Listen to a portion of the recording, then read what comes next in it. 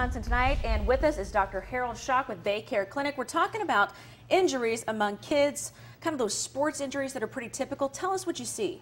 Yeah, sure. So in the fall, we see a number of different types of sports injuries.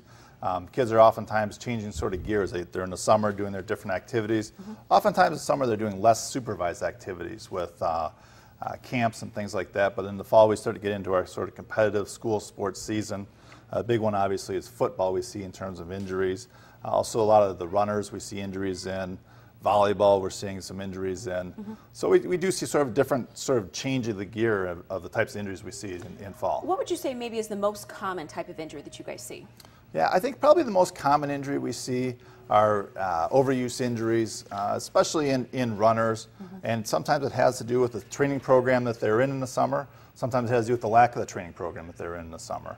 So I think probably knee overuse injury are the most common ones that we see. Are you a fan of athletes playing multi-sports or sticking to one sport? Yeah, John, that's a great question. I think it's really important that if you look, especially for our younger athletes, young high school, middle school kids, that they don't become sport specific too early.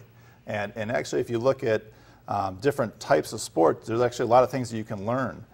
For example, there's a lot of crossover between baseball infielders and soccer players, really getting that footwork down. So there's not a lot of things you can do in baseball to get the footwork down, but if you learn your footwork in soccer, then you get to be a better baseball player. I've got an old school coach who swears that there's more injuries now because kids don't play as many different sports, because in doing some of those sports, they strengthen parts of their tendons and you're things playing like all year that. long, Exactly. too, Versus if you're just in one sport and only a certain amount of muscles get used. Yeah, I think Do you believe in that? I think there certainly is something to that, and I think that if kids cross-train and if they get appropriate lower muscle body balance and strengthen different muscles and learn different maneuvers, I think it's better for them, even in one particular sport, than just playing that one sport all year round. And that's Kevin Borseth who said that, by the way, and he's as old school as they come. Oh, there you go. Good types of prevention right there, too, using all those muscles. Okay, perfect. Do you have time to talk about my problems right now or not? Later? I don't think we do, Mino. I don't think anybody has enough time for that. All right, for more information about sports injuries and common injuries and prevention, just visit our website, NBC26.com. Click on the story.